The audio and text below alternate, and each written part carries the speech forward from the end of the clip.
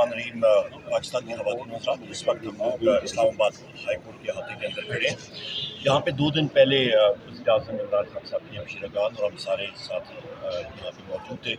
यहाँ पे एडवोकेट अली बुखारी साहब, सीमा बिल साहबा, मीना साहब, बाकी सारे हमारे साथी मौजूद हैं। और जिस वक्त हम लोग यहाँ पे आए थे 2 दिन पहले भी, तो चीफ जस्टिस साहब के सामने हम पेश होने जा रहे थे, तो वहाँ पे चंद मिनट पहले वो चले गए थे यहाँ से, जुम्मे का दिन था। इस वक्त हम लोग आए हैं क्योंकि हमारी पटिशन जो है वो रिसीविंग उनकी हो गई है, डायरी नंबर हो गया, पर फिक्स नहीं हुई है। अभी हम लोग जाके पूछें कि फ़िक्स होने की वजूहत क्या है। आपको याद हो कि पीछे भी हम लोग जब इसी हाई कोर्ट में आए थे, तो जस्टिस जेब साहब ने उनकी सुना था और उन्होंने फिर मुलाकातों का सिलसिला शुरू किया। वज़ीर आज़म इमरान खान साहब से तरीक़ेकार से होता था, वो बुला जाते थे और सियासी लीडरान भी मिलते थे, फैमिली मेम्बरान मिलते थे। एक तरीक़ेकार था और कोई ज़मीन आसमान ऊपर नीचे नहीं हुआ।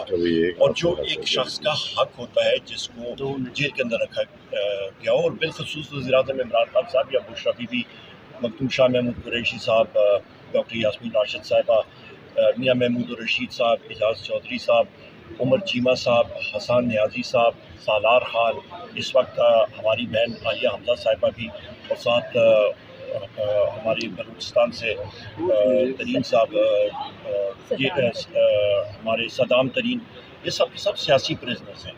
और ये कोई खुदा न खास्ता कोई ऐसे केस में मुलव्वस नहीं है दहशतगर्दी के या और कोई, ये तो फ़र्ज़ी केस है।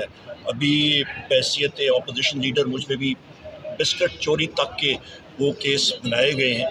तो ये तो एक लाफिंग मैटर जो होता है ना, वो होता है कत्ल, बिस्किट चोरी, मोबाइल चोरी, ये इनको एक नया मफरूज़ा मिला हुआ है। तो उसके सिलसिले में हम लोग यहाँ पे आए हैं और हम लोग अदालत का दरवाज़ा खटखटाएंगे और क्या करेंगे। हम लोग बुरा लॉ फोर्स तो नहीं है कि RPG-7 या M72A2 रॉकेट लॉन्चर्स के साथ कहीं पे हम लोग जाएँ। हम लोगों ने दरवाजे ही खटखटाने हैं अदालतों के और उनसे इस्तदाद करनी है कि हमारा जमहूरी हक़ हमें मिलना चाहिए। हम लोग पार्लियामेंट का हिस्सा हैं और मैं बार ये रिपीट करता होता हूँ कि आप आर्टिकल 7 आइन का पढ़ें, तो उस पर वाज़ेह तौर पर रियासत की डेफिनेशन लिखी हुई है। कई लोग कहते हैं कि जी रियासत मुखालिफ नारे या रियासत मुखालिफ बातें करनी, तो उनको मैं कहता हूँ उन अकल के अंधों को कि भाई जान ज़रा मुताला कर लिया करो आइन का, अच्छा होगा आप सारों के लिए। पढ़ भी लेंगे, कुछ सीख भी लेंगे उस आइन से।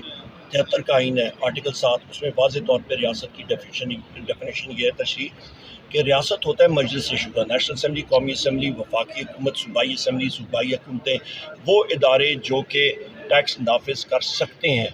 उनके नीचे जो रियासत के औज़ार होते हैं उनमें आती है coast guard, police, fire brigade, मुसल्लह अफवाज, intelligence एजेंसियाँ, police force, ये सारे रेंजर्स।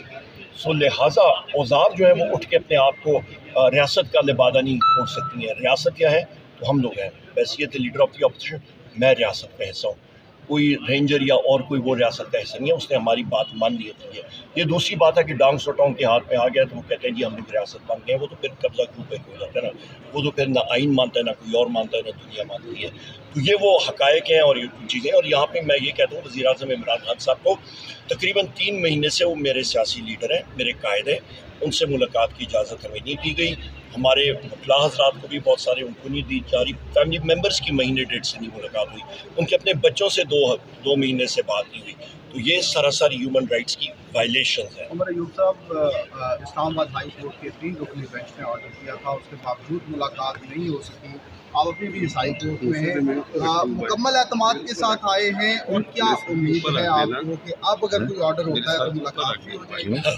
बहुत ही खूबसूरत क्वेश्चन ये है। उम्मीदों पे दुनिया कायम है, पर मसला मेरे भाई से ये हंस रहे हैं।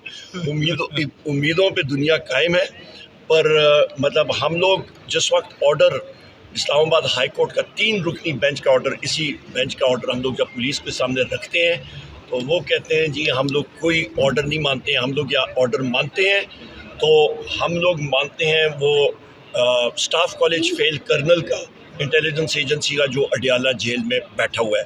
और मुझे पूरा यकीन है कि माँ सिवा जो आपके सोशल मीडिया के यहाँ पे साथी हैं, बाकी कोई मीडिया चैनल में इतना दमखा नहीं है कि ये मेरी बात ये चला भी सके।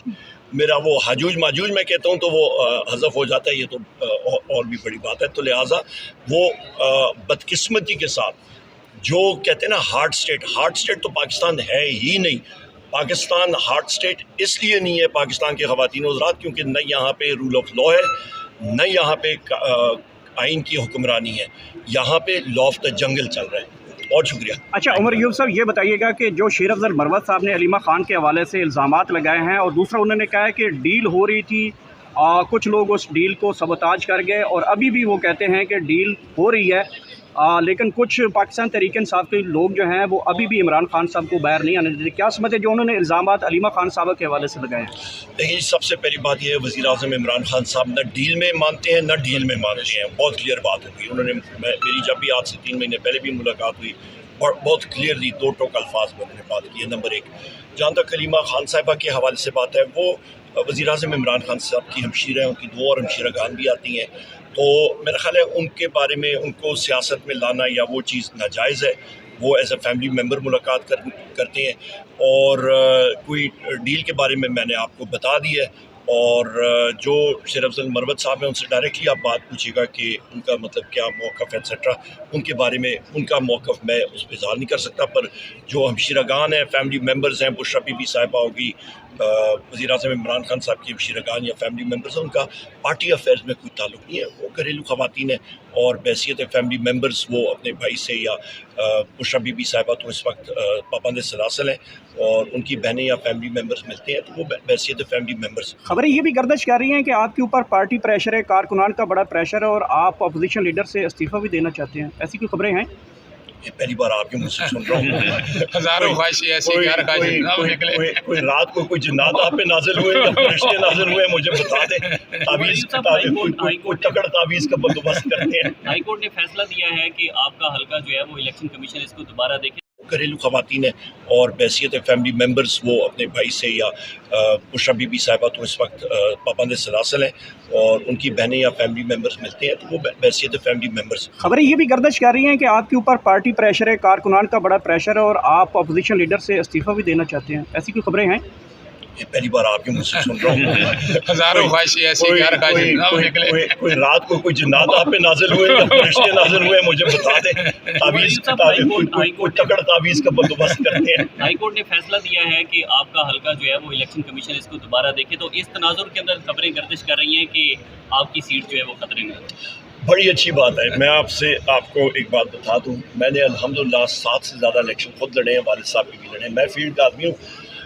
میرے والد صاحب مرحوم گوہر ایوب خان صاحب کہتے تھے کہ پاکستان میں 2 چیزوں کے لیے ہر وقت تیار رہنا چاہیے، ایک موت کے لیے، ایک الیکشن کے لیے. وہ لوگ تیار ہوتے ہیں. نمبر 1 یہ تو ہو گئی یہ بات.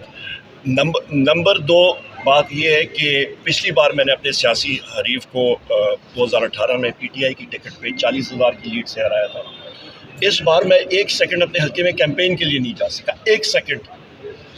اور ہمارے ضلع کے پی ٹی آئی کے صدر کو، جنرل سیکرٹری کو، میرے کوآرڈینیٹرز کو، میرے سٹاف کو، ساروں کو اریسٹ کیا. میرے اپنے چچا زاد بھائی یوسف ایوب خان کو اریسٹ کیا، وہاں پہ پشاور جیل میں رکھا. میرے دونوں صوبائی کینڈیڈیٹس اور میرے چچا زاد بھائیوں کو ان کو اریسٹ کرنے کی کوشش کی. میرے 16 سال بیٹے کو اریسٹ کرنے کی کوشش کی.